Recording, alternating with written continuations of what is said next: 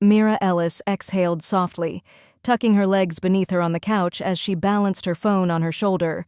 A cup of chamomile tea steamed beside her, untouched. It had been a long day, and Ethan's voice, smooth and familiar, was her usual comfort. "I'll be home a bit late," he said, "just finishing up some things at the office."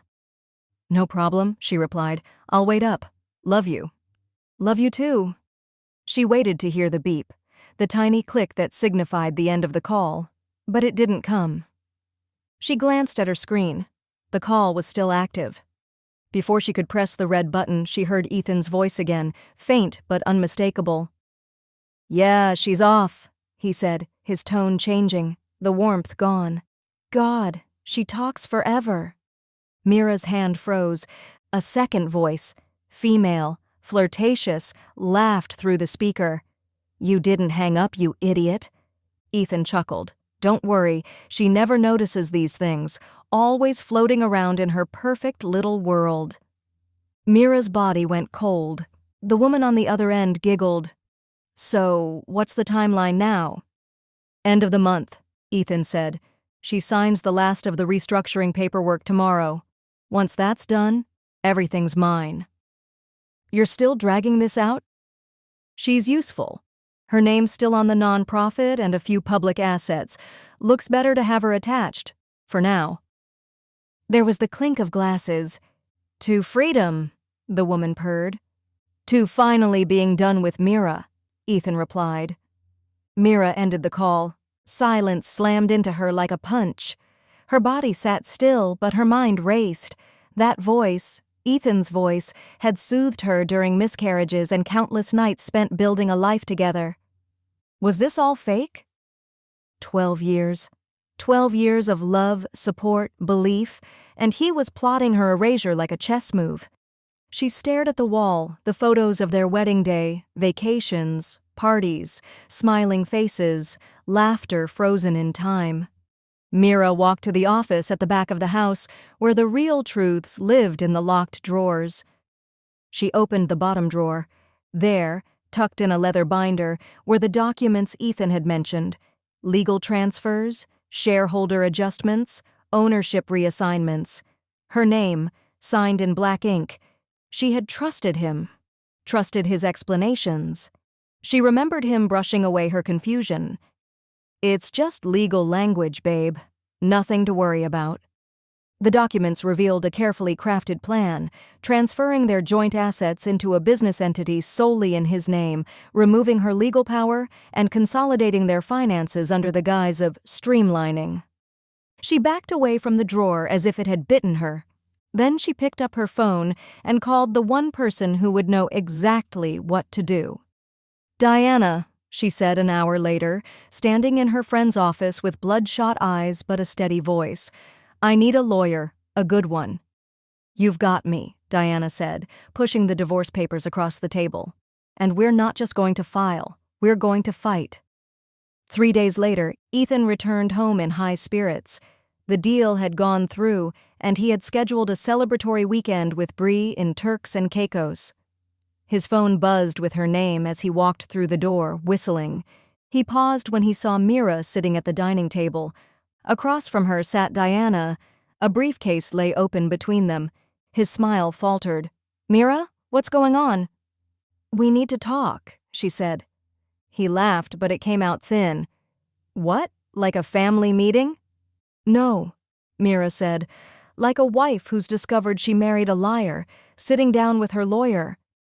Ethan's jaw tensed. "Mira, whatever this is—" "You forgot to hang up." Silence. Her words hit him like a gunshot. "I heard everything, Ethan. Every word, every disgusting plan, every time you mocked me, while you toasted with her." Ethan's face went pale. Mira slid a folder across the table. Inside, printed phone records, screenshots, the restructured documents he had buried under legal jargon. "You stole from me," she said, her voice cold.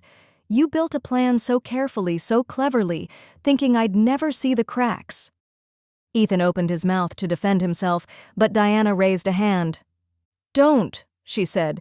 "Anything you say can and will be used against you." Ethan's face twisted. Mira, please, let's not do this with lawyers. We can fix this. I'll put your name back.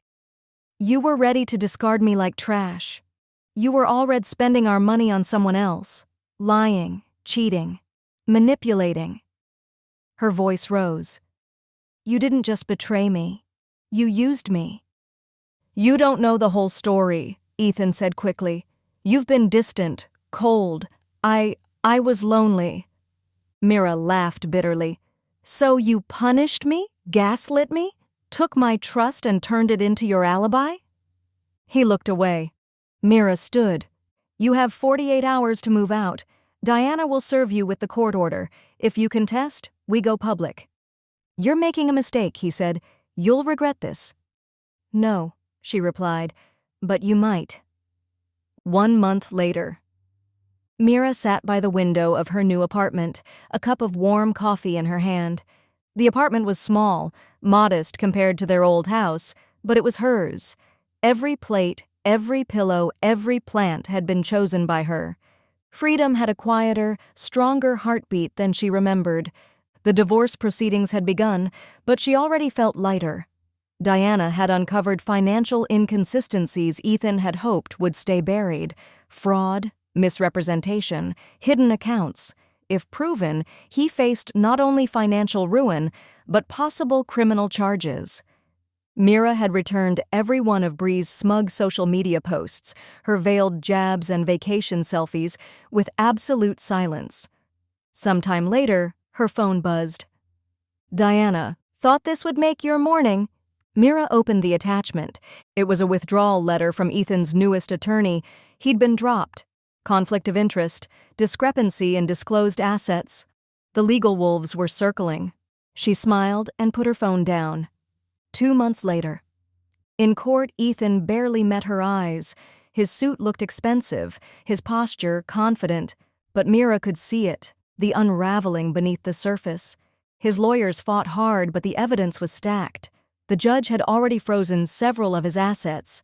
The nonprofit Mira had co-founded was returned to her control. When the proceedings adjourned for the day, Ethan tried to approach her. Mira, she turned. His voice dropped. I never thought you'd actually fight back. You counted on that, she said. You thought I'd cry, break, beg. His eyes searched her face for softness, for nostalgia, for some last flicker of the woman he once knew. But she wasn't her anymore. She was the woman he had underestimated. 6 months later, Mira launched a small consulting agency, helping women protect their assets during marriage, divorce, or abuse. Her story had caught fire in whispers and quiet admiration. Clients came to her from all corners, carrying stories that mirrored her own. She became the very thing Ethan never imagined she could be, powerful. And in the end, it had all started with one forgotten button. He forgot to press end call. And she pressed restart.